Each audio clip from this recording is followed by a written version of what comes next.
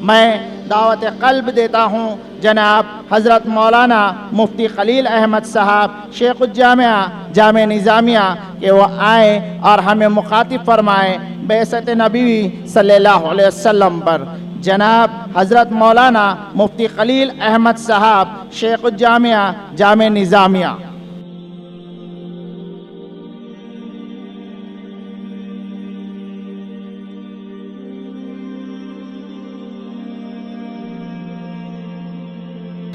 الحمدللہ رب العالمین والصلاة والسلام علی سید الانبیاء والمرسلین وعلی آلہ الطیبین الطاہرین واصحابہ الاکرمین اجمعین، اما بعد۔ بزرگان ملت، برادران عزیز، آپ سبھی جانتے ہیں کہ مقام نبوت کیا ہے اور ایمان کیا ہے۔ ایمان کا اصلی معنی و مفہوم تو یہی ہے کہ اللہ اور اللہ کے رسول پاک علیہ الصلاۃ والسلام کو بغیر کسی شک، بغیر کسی تردد، بغیر کسی تامل، بغیر کسی وہم و گمان کے اللہ کو اللہ مانے اور اللہ کے حبیب پاک علیہ الصلاۃ والسلام کو اللہ کا نبی اور رسول مانے۔ یہی ایمان، یہی یقین۔ یقین کے کئی درجات آپ سمجھ سکتے ہوں گے۔ جیسے کوئی شخص اس وقت دھوپ میں ٹھہرا ہوا ہے، اس کو یقین ہے کہ سورج نکلا ہوا ہے، یہ بھی ایک یقین ہے۔ کوئی اپنے بچے کو دیکھ کر یہ کہتا ہے کہ یہ میرا بیٹا ہے، تو یہ بھی اس کا یقین ہے۔ کوئی اور چیز دنیا میں جو سامنے ہے، اس کو دیکھ کر وہ اس کا نام لے کے اس کی حقیقت کو بیان کر رہا ہے، تو یہ بھی یقین ہے۔ لیکن یاد رکھو کہ ان تمام یقینوں میں جس کو آپ دنیا کے اعتبار سے یقین کہہ رہے ہیں، اس میں کبھی کچھ شک بھی آ سکتا ہے، کبھی کچھ وہم بھی آ سکتا ہے، کہیں کچھ گمان بھی ہو سکتا ہے۔ لیکن اللہ کے رسول علیہ الصلاۃ والسلام کے بارے میں جو یقین ہے، وہ ایسا یقین ہے کہ جس میں ذرہ برابر بھی کبھی بھی شک نہیں آ سکتا، اس میں کبھی بھی کوئی تردد اور تامل کا پہلو آ نہیں سکتا۔ اگر خدا نخواستہ اس میں کبھی شک آ گیا تو پھر وہ ایمان ختم۔ تو یہ ہے مقام نبوت، مقام الوہیت، یہ ہے کہ یقین، ایمان، یقین اس درجے کا ہو کہ وہاں اب کوئی جو ہے اس کے خلاف کوئی چیز کا گزر ہی نہ ہو سکے۔ تو ہم جب اللہ کے رسول علیہ الصلاۃ والسلام پر ایمان لائے، تو ایمان لانے کا مطلب یہ ہے کہ آپ ہر عیب سے پاک ہیں۔ ایمان لانے کا مطلب یہ ہے کہ آپ کی ذات پاک رحمت ہے۔ ایمان لانے کا مطلب یہ ہے کہ آپ کی ذات پاک انسانیت کو نجات دینے والی ہے۔ ایمان لانے کا مطلب یہ ہے کہ آپ نے دنیا کو علوم اور تمام فنون کی ہدایت فرمائی اور اس کا سنگ بنیاد رکھا۔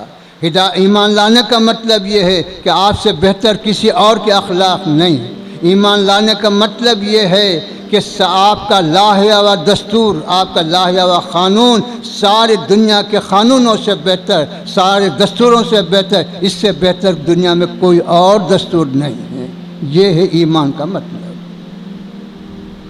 یقین کیسا ہو؟ آپ کی ایک بات پر بھی اگر کوئی شک کرتا ہے تو وہ ایمان میں نہیں۔ یقین کے نمونے صحابہ بتلاتے ہیں کہ یقین کیسا ہوتا ہے، کیسا ہونا چاہیے۔ حضور پاک علیہ الصلاۃ والسلام کو معراج ہوئی۔ معراج کا مطلب تو سبھی جانتے ہیں کہ ایک رات کے مختصر سے حصے میں مکہ مکرمہ سے بیت المقدس تشریف لے جانا، پھر وہاں سے آسمانوں پر تشریف لے جانا، پھر آسمانوں کے ورے اور عرش تک چلے جانا، اور رات کے اس مختصر حصے میں جسمانی طور پہ جانا اور واپس آنا، اس کا نام معراج۔ اس وقت غیر مسلموں کو، وہاں کے مکے کے لوگوں کو ایک موقع ملا کہ آج ہم آپ کی بات کو عقل کی بنیاد پر، اسباب کی بنیاد پر اور دنیا کے طور طریق کی بنیاد پر غلط ثابت کر سکتے ہیں۔ اس کا ہم کو موقع، اور اس کو بہانہ بنا کر مسلمان جو ایمان لائے ہیں ان کو ان کے ایمان سے ہٹا سکتے ہیں، کم سے کم ان کے ایمان میں تزلزل تو لا سکتے ہیں۔ سب سے پہلے حضرت سیدنا ابوبکر صدیق رضی اللہ تعالی عنہ سے ملاقات ہوتی ہے۔ مکے کے لوگوں نے کہا کہ اے ابوبکر، تم نے سنا کہ تمہارے نبی نے کیا کہا؟ تمہارے نبی نے کہا کہ رات کے مختصر حصے میں بیت المقدس بھی گئے، آسمانوں پہ بھی گئے، اس سے آگے عرش اعلیٰ تک بھی گئے اور اس مختصر حصے میں واپس بھی آ گئے۔ کیا یہ ممکن ہے عقل کے روح سے؟ کیا یہ دنیا کے دستور کے لحاظ سے ہو سکتا ہے؟ اسباب کے لحاظ سے اس کا امکان ہو سکتا ہے کیا؟ حضرت ابوبکر صدیق نے کچھ اور منطقی جواب نہیں دیا، کوئی اور بحث اور مباحثہ کا راستہ نہیں کھولا، صرف یہی کہا اگر یہ بات میرے حضور پاک علیہ الصلوۃ والسلام نے کہی ہے تو میں اس پر ایمان لاتا ہوں اور برحق ہے۔ یہ کیسا ہو سکتا ہے؟ کیا ہو سکتا ہے؟ کیوں ہو سکتا ہے؟ اس کا کوئی سوال قائم نہیں۔ اسی طرح میرے بزرگوں اور دوستوں، حضرت ابو ذر غفاری رضی اللہ تعالی عنہ، ان کے مزاج میں ذرا شدت تھی حضرت کے، وہ دنیا کے عیش عشرت، دنیا کی دولت سے دور رہنے کی ترغیب دیتے تھے۔ اب مدینہ منورہ میں لوگوں سے روزانہ کچھ بحث ہو جاتی۔ حضرت عثمان غنی رضی اللہ تعالی عنہ فرمائے کہ آپ مدینہ پاک کے باہر جا کے جو ہے سکون اختیار کیجیے۔ گئے ربضہ مقام مدینہ پاک سے کچھ فاصلے پر، وہاں اپنی بیوی کے ساتھ تنہا زندگی گزارنے لگے، کوئی پڑوس نہیں، کوئی ساتھی نہیں، کوئی قبیلہ نہیں، کوئی کچھ نہیں۔ لیکن جب مرنے کا وقت قریب آیا، وصال کا وقت قریب آیا، تو بیوی پریشان ہوئی کہ ایسی حالت میں میں تنہا عورت ذات کیسے ان کو غسل دے سکتی ہوں، کیسے تجہیز و تکفین کا انتظام کر سکتی ہوں، کیسے اور دیگر مراسم کی تکمیل کر سکتی ہوں۔ ویسے عالم میں حضرت ابو ذر غفاری رضی اللہ تعالیٰ عنہ کہتے ہیں اپنی بیوی سے کہ تم جو ہے کھانا پکاؤ، کچھ لوگوں کا کھانا تیار کرو۔ بیوی کہتی ہے کہ نہ یہاں کوئی آدم، نہ آدمی، نہ کوئی بشر، کس کے لیے کھانا پکائے؟ میں خود آپ کے بارے میں متفکر ہوں، یہ کھانے پکانے کا مسئلہ کیا ہے؟ حضرت ابو ذر غفاری رضی اللہ تعالیٰ عنہ فرماتے ہیں کہ دیکھ، پریشان ہونے کی کوئی بات نہیں۔ حضور پاک علیہ الصلوۃ والسلام نے مجھ سے فرمایا اے ابو ذر، تمہاری نماز جنازہ اللہ کے نیک بندوں کی ایک جماعت پڑھے گی، اس لیے مجھے یقین ہے، میرا ایمان ہے کہ یقیناً ایک جماعت آئے گی اور میرے تجہیز تکفین کا اور نماز کا پورا انتظام کرے گی۔ ان آنے والے مہمانوں کے لیے میں کھانا تیار کرا رہا ہوں۔ یہ یقین ہے، اس کو یقین کہتے ہیں۔ ابھی نہ آئے نہ گئے، لیکن ان کو یقین ہے کہ میرے حضور کا فرمان وہ حق ہے، وہ ہو کے ہی رہتا ہے، اس میں کوئی شک و شبے کی گنجائش نہیں۔ یہ ہے۔ اسی طرح میرے بزرگوں اور دوستوں، آپ جانتے ہیں حضرت عمر رضی اللہ تعالی عنہ کا زمانہ، ایران فتح ہوا، وہاں کے ایران کے اسباب، مال، دولت، مال غنی بن کر آئے۔ حضرت عمر رضی اللہ تعالی عنہ کے پاس فہرست پیش ہوئی، آپ سرسری نظر ڈال کے اس فہرست کو واپس کرتے کہ فہرست ناقص ہے، قابل قبول نہیں ہے، جاؤ اور تحقیق کرو۔ پھر دوبارہ جاتے ہیں، تحقیق کرتے ہیں، کچھ اور تھوڑا سامان اضافہ کر کے لاتے ہیں، تو پھر آپ سرسری نظر ڈال کے فرماتے ہیں کہ یہ بھی ناقص ہے، یہ بھی قابل قبول۔ پھر جا کے لاتے ہیں تو لوگ پوچھتے ہیں کہ اے امیر المومنین، یہ بار بار جو آپ کو فہرست کے ناقص ہونے کا علم ہو رہا ہے، کس بنیاد پر؟ کیا وجہ ہے، کیا سبب ہے؟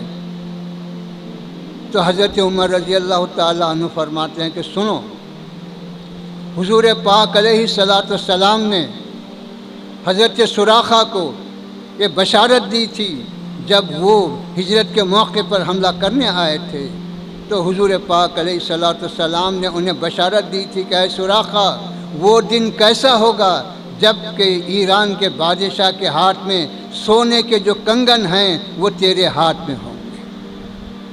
تو میں وہی کوئی اور سامان نہیں دیکھ رہا تھا، کسی اور چیز کو نہیں دیکھ رہا تھا، وہی دیکھ رہا تھا کہ وہ سونے کے کنگن ہیں یا نہیں ہیں، کیونکہ میرا ایمان ہے، میرا یقین ہے کہ حضور کا فرمان غلط نہیں ہو سکتا، اس لیے میں واپس کر رہا ہوں۔ یہ ہے یقین، اس کو کہتے ہیں ایمان۔ میرے بزرگوں اور دوستو، حضرت سیدنا علی رضی اللہ تعالی عنہ کی خوارج سے جنگ ہوئی، ہزاروں لوگ مارے گئے۔ جب جنگ ختم ہوئی تو حضرت سیدنا علی رضی اللہ تعالیٰ عنہ فرماتے ہیں لوگوں سے کہ جاؤ لاشوں میں تلاش کرو کہ ایک لاش ایسی ملے گی کہ ایک جس کے ہاتھ پر عورت کے پستان کے جیسا گوشت ابھرا ہوا نظر آئے۔ ہزاروں لاشوں کو الٹ پلٹ کرنا، دیکھنا ایک مشکل مسئلہ۔ جاتے ہیں اور واپس آتے ہیں کہ نہیں مل رہا، جاتے ہیں واپس آتے ہیں کہ نہیں مل رہی لاش۔ حضرت سیدنا علی فرماتے ہیں کہ وہ ہے، تم دیکھو اچھی طرح دیکھو۔ پھر جا کے آ کے کہتے ہیں کہ ہاں وہ لاش ملی ہے۔ لوگوں نے پوچھا کہ جنگ سے پہلے تو اس کو کبھی آپ نے دیکھا نہیں، جنگ سے پہلے کوئی ایسی بات تو نظر نہیں آئی، پھر یہ آپ کو کیسے معلوم ہوا کہ اتنے ہزاروں لاشوں میں ایک لاش ایسی بھی ہے؟ تو حضرت سیدنا علی فرماتے ہیں کہ سنو، حضور پاک علیہ الصلاۃ والسلام نے مجھ سے فرمایا اے علی، تمہاری جنگ ان سے ہوگی اور ان کے مرنے والوں میں ایک آدمی ایسا بھی ہوگا۔ اس کی نشاندہی حضور پاک علیہ الصلاۃ والسلام نے کئی سال پہلے حضرت سیدنا علی کو بتلا دی۔ اس لیے میرا ایمان تھا کہ وہ ہے، یقیناً ملے گا، اس لیے میں بار بار تم سے کہہ رہا ہوں۔ یہ ہے یقین، اس کو یقین کہتے ہیں۔ میرے بزرگوں اور دوستو سنو،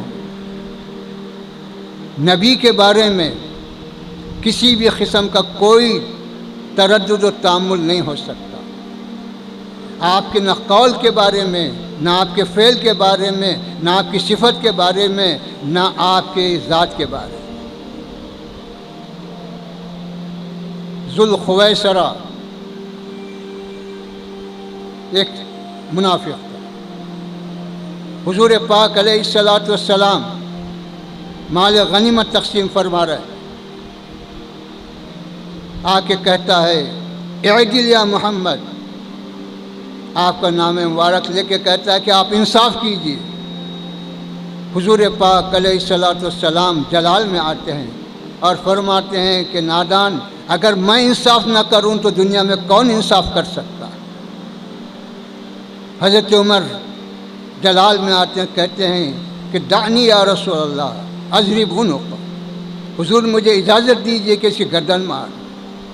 آپ نے فرمایا کہ نہیں، چھوڑو، اس کے ساتھ ایک جماعت نکلنے والی ہے اور وہ اپنے آپ کو ایسا نیک، ایسا متقی، ایسا پرہیزگار کہ جن کی نمازوں کو دیکھ کر تم اپنی نمازوں کو جو حقیر جانیں، ان کے روزوں کو دیکھ کر تم اپنے روزوں کو حقیر جانیں، ان کی عبادتوں کو دیکھ کر تم اپنی عبادتوں کو حقیر جانیں گے، لیکن وہ جماعت دین سے ایسے نکل جائے گی جیسے تیر شکار سے نکل جائے، ایمان ان کے حلق کے نیچے نہیں اتر۔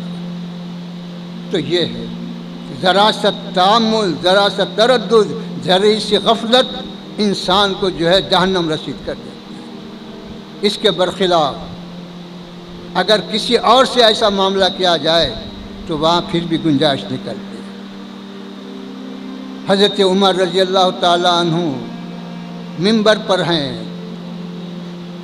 فرماتے ہیں لوگوں سنو اور اطاعت کرو۔ ایک صحابی اٹھ کے کہتے ہیں نہ ہم سنتے نہ اطاعت کرتے جب تک کہ یہ بات واضح نہ ہو کہ مال غنیمت میں سب کو ایک چادر ملی، آپ کے جسم پہ 2 چادریں کیسے؟ یہ انصاف کے خلاف، یہ اصول کے خلاف۔ آپ کے صاحبزادے اٹھ کے کہتے ہیں کہ سنو، مجھے ایک چادر ملی، والد صاحب کو ایک چادر ملی، میں اپنی چادر والد کو پیش کیا، اس لیے آپ کے جسم پہ 2 چادریں نظر آ رہی ہیں، حقیقت میں کوئی 2 چادر آپ نے حاصل نہیں۔ تو آپ کہتے ہیں کہ ہاں آپ سنیں گے بھی اطاعت کریں۔ یہاں حضرت عمر کو روکا گیا، لیکن حضرت عمر نے اس کو برا نہیں سمجھا۔ لوگوں نے نہیں کہا کہ تو گمراہ ہے، تو منافق ہے، تو کافر ہے، یہ نہیں کہا، لیکن وہاں غفلت، وہاں جو گستاخی ہوئی تو سب کے سب بے چین ہوئے۔ تو یہ ہے، تو میرے بزرگوں اور دوستو، ایمان جس چیز کا نام ہے وہ یہی ہے، اس کی بقا یہی ہے، اس کا طریقہ یہی ہے کہ ہم اپنے اندر یقین کی کیفیت پیدا کریں۔ کسی سے کوئی بات سنیں، کوئی چیز دیکھیں، اس کی وجہ سے شک میں آنے، اس کی وجہ سے تردد میں آنے، اس کی وجہ سے پریشان ہونے کی کوئی بات نہیں ہو سکتی۔ یقین ہے، وہ کبھی بدل نہیں سکتا۔ اگر بدل گیا تو پھر وہ یقین نہیں رہا۔ تو اس لیے ہم کو چاہیے کہ ہم اپنی حفاظت کے لیے اپنے اندر یقین پیدا کریں، اپنے دین کی حفاظت کے لیے اپنے دین سے پہلے واقفیت حاصل کریں۔ دنیا کی ترقی اسلام نہیں روکتا۔ آج سائنس کی سب سے زیادہ جو ترقی ہے وہ اسلام کی، وہ میرے حضور پاک علیہ الصلوۃ والسلام کی مرہون منت ہے۔ آپ نے اس دنیا میں جتنے واقعات پیش آنے والے تھے، اس کی ترقی کے جتنے نمونے ہو سکتے تھے، سب کو آپ نے بیان فرمایا، سب کو آپ نے واضح فرمایا۔ یہ ہے، اب ان کی تفصیلات کا موقع نہیں ہے کہ علم کیا ہے، علم کی حقیقت کیا ہے، علم کے مدارج کیا ہیں، اور علم کی کتنے قسمیں ہیں، وہ اور چیز ہے۔ میرے حضور علیہ الصلوۃ والسلام نے دنیا کو آسمانوں سے اوپر کا بھی علم دیا، زمین کے اندر کا بھی علم دیا، زمین کے اوپر کا بھی دیا، فضاؤں کا بھی علم دیا، جس کو آپ سائنس جو ہے اپنی تحقیق اور اپنی جو ہے کوشش کا نتیجہ بتلا رہی ہے۔ یقیناً میرے حضور نے ہدایت فرمائی، کوشش کر کے یہ چیز اس کو حاصل کر رہے ہیں۔ اسلام نے کبھی نہیں روکا کہ تم کوشش سے رک جاؤ، اسلام نے کبھی نہیں کہا کہ تم جو ہے اپنے آپ کو پیچھے کر لو۔ سائنس کی ترقی میں بھی تم کو آگے بڑھنا ہے، اپنے یقین میں بھی تم کو قائم رہنا ہے، اور اپنے اخلاق میں بھی تم کو اعلیٰ نمونہ پیش کرنا ہے۔ یہی دنیا میں جینے کا، دنیا میں ترقی کرنے کا راستہ ہے۔ جب تک کہ یہ چیزیں ہمارے پاس نہیں آئیں گی، ہم لاکھ اپنے تقاریر میں، یا لاکھ ہم اپنی کتابوں میں، لاکھ ہم اپنی اور چیزوں میں آگے بڑھ بھی جائیں تو ہمارے لیے کامیابی کا راستہ نہیں کھل سکتا۔ اللہ سے دعا ہے کہ پروردگار جس طرح تو نے ہمیں اس نعمت سے سرفراز فرمایا، اس کی حفاظت کی بھی توفیق عطا فرما۔ زمین کے فتنوں، آسمان کی بلاؤں سے ہماری حفاظت فرما، ہماری آنے والی نسلوں کی، ہمارے دین کی حفاظت فرما۔ صلی اللہ تعالی علی خیر خلقہ و نور عرشہ و علی آلہ الطیبین و اصحابہ الاکرمین اجمعین برحمتک۔